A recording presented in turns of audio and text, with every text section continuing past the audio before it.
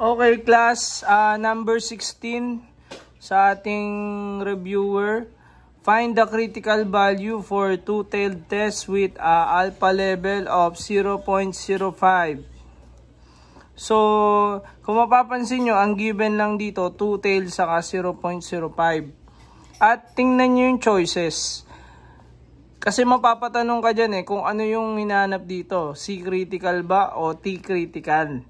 So, common sense yan. Pag tiningnan nyo yung multiple choice, lahat ng given dyan sa multiple choice, C critical value ang hinahanap. So, ngayon, ang pagbabasihan mo dyan na table ay C critical value na table para masagot mo to. Actually, direct to direct approach to.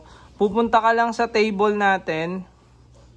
So, meron dyan yung pwede nyo i-print, meron naman yung nasa PowerPoint. So, yan yung C critical value natin.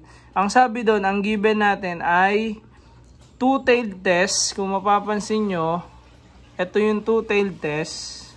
Tapos, ang alpha level, 5% or 0.05 kapag decimal. Tapos, babanggaan nyo lang yan, two-tailed saka alpha level. Ang sagot ay critical value ng C is equals to plus minus 1.96.